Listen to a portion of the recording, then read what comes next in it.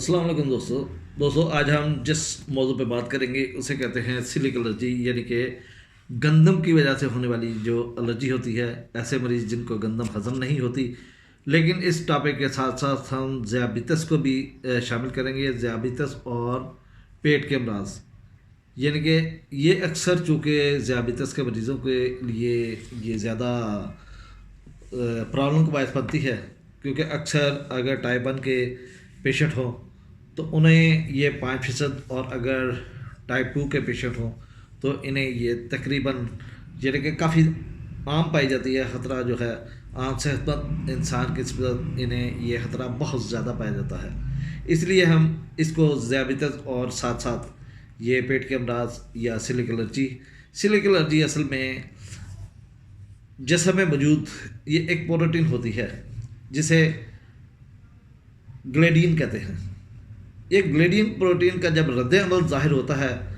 तो ये ग्लेडिन जो होता है ग्लूटानिन का एक जुज़ होता है। और ये ग्लूटानिन जो है वो जिन जिन खुराकों में पाया जाता है इनमें गंदम और जई ज़्यादा शामिल होती है। और अक्सर गंदम खाने से ग्लूटानिन की वजह से ये प्रॉब्लम ज़्यादा पैदा होती है। और आमतौर पर ये ज़्यादातर यानी कि ये ज़ियाबितस की वजह से ही बाद में वजूद में आती है। लेकिन बाज़ दफ़ा ऐसे मरीज़ भी होते हैं जिन्हें ज़ियाबितस नहीं होती लेकिन सिलिक एलर्जी का मसला होता है। तो इसके साथ साथ अगर हम अलामात की बात करें तो अलामात में मरीज़ अक्सर बेशतर इस हाल में मुब्तला होता है, इसे लूज़ मोशन लगे रहते हैं और कभी कभी ये शदीद सूरत अख्तियार कर लेते हैं, लेकिन काफ़ी ज़्यादा हो जाते हैं और वक्फे से होते हैं। और कभी ये इंतहाई बदबूदार होते हैं और कभी पानी की तरह बिल्कुल पतले होते हैं। मरीज़ की भूख ख़त्म हो जाती है और जब यह मर्ज़ पैदा होता है तो मरीज़ को ग़िज़ा हज़म करने से में दिक्कत होती है और लिहाजा उसे खाने में बंदिश करनी पड़ती है, यानी कि उसे खाने में परहेज़ करनी पड़ती है। यानी कि ऐसी तमाम चीज़ें जई और कनक या गंदम जो है वो छोड़नी पड़ती है, जिसकी वजह से मरीज़ के वज़न में कमी होती है, उससे खून की कमी होती है और भूख लगना भी कम हो जाती है। जैसे कि नमकियात और मादनियात इनमें भी कमी होती है और जिसके बायस पट्ठों में अकड़न होती है, उनमें कड़न पड़ने शुरू हो जाते हैं। और ग्लूटानिन का सिलसिले में अपना जब जिस्म रद्द-ए-अमल ज़ाहिर करता है तो इसके नतीजे में जल्द पर धब्बे बनते हैं और दाद और दीगर जल्दी अमराज या जल्दी हरबियत पैदा होती हैं। मरीज़ में एक चिड़चिड़ापन पैदा होता है, चूँकि जब उसे प्रॉपर ग़िज़ा ही हज़म नहीं होगी और ताकत नहीं होगी तो फिर मरीज़ में इस सूरत में चिड़चिड़ापन आ जाता है। ये मरीज़ अक्सर इसमें हाइपोग्लाइसीमिया की अलामत भी आना शुरू हो जाती हैं। जब मरीज़ में यानी कि खाना पीना ही कम कर देना है तो फिर अक्सर इसे लो शुगर की भी अलामत आना शुरू हो जाती है। अगर हम इसकी वजूहात की बात करें तो ये असल में मर्ज़ छोटी आंत का मर्ज़ होता है और उसकी आंत में जो मकोज़ा होता है, ये एक मकोज़ा के अंदर एक विल्लाई होती है जो कि उंगली नुमा उघार होते हैं और ये जो खाना हज़म होने के लिए आंतों में आ जाता है, वहाँ से फिर ये ग़िज़ाई अज्ज़ा और कुछ पानी वगैरह जो होते हैं वो सक करते हैं और सक करके ये खून में शामिल करते हैं और फिर वहाँ से ये गुर्दों में और जो पखाने के रस्ते बाहर जाना होता है वो पखाने के रस्ते बाहर चला जाता है और जिस्म में एनर्जी जो होती है वो मिलती रहती है। और लेकिन जब ग्लूटानिन उस किस्म के खाने लिए जाते हैं तो फिर ये इनका एक जहरीला रद्द-ए-अमल ज़ाहिर होता है और ये मकोज़ा ये विल्लाई जो होती है उनमें सोजिश पैदा हो जाती है और जब सोजिश पैदा होती है तो इस तरह से पानी जज़ब नहीं कर सकती और पानी जज़ब ना होने की वजह से पखाना पतला रह जाता है और बार बार लूज़ मोशन होना शुरू हो जाते हैं। और अगर यह सोजिश बढ़ जाए तो फिर वक्फे से पेट में दर्द भी होना शुरू हो जाता है और गैस और पेट में अकड़न और अफारा होने लगता है। और चूँकि پہلے ہی پیٹ میں گیس وغیرہ ہوتی ہے، کھانے کی وہ ختم ہو جاتی ہے اور جسم پہ تھکاوٹ غالب آ جاتی ہے، اور عام لوگوں کی نسبت عام طور پر لوگ ان علامات کو وقتی سمجھ کر دبا دیتے ہیں، لیکن جب بار بار گلوٹامن کا حملہ ہوتا ہے تو پھر زہریلا رد عمل ظاہر ہوتا ہے، جس کے نتیجے میں ولائی بالکل سپاٹ ہو جاتی ہے، یعنی کہ چپٹی ہو جاتی ہے اور کند ہو جاتی ہے، جس کے نتیجے میں ان کا انتظام برا ہو جاتا ہے۔ انتظام برا ہونے کی وجہ سے پھر لوز موشن کا سلسلہ جو ہے وہ بالکل بہت زیادہ بڑھ جاتا ہے، اور پھر انسان گندم جئی جیسے ہی یا اس سے بنی ہوئی کوئی بھی چیز استعمال کرتا ہے تو اس کے لیے یہ ایک عذاب کا باعث ہوتے ہیں، یعنی کہ جیسے ہی اس نے استعمال کی پیٹ میں درد،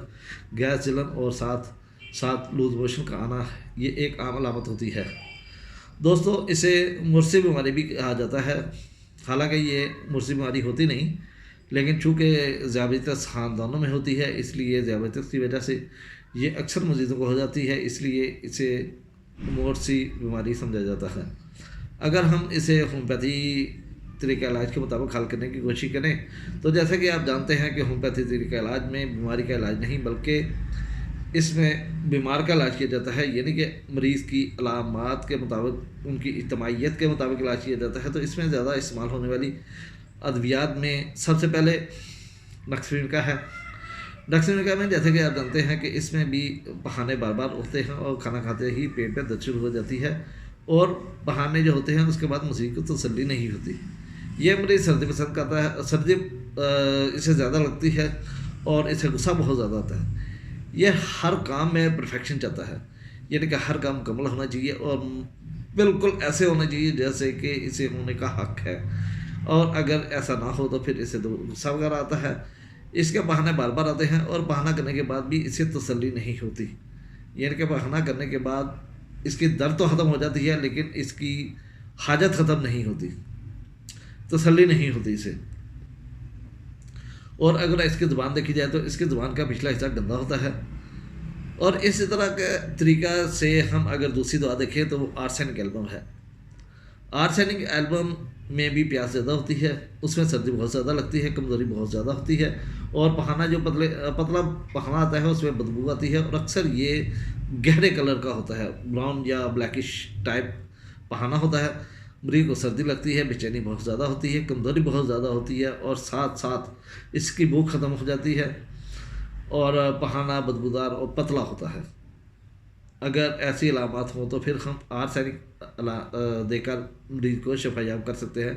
اگر اس کے علاوہ تیسری دوائی دیکھی جائے تو وہ لائکوپوڈیم ہے۔ لائکوپوڈیم میں بھی معدہ خراب ہوتا ہے، پیٹ میں گیس ہوتی ہے، بھوک ختم ہو جاتی ہے، اور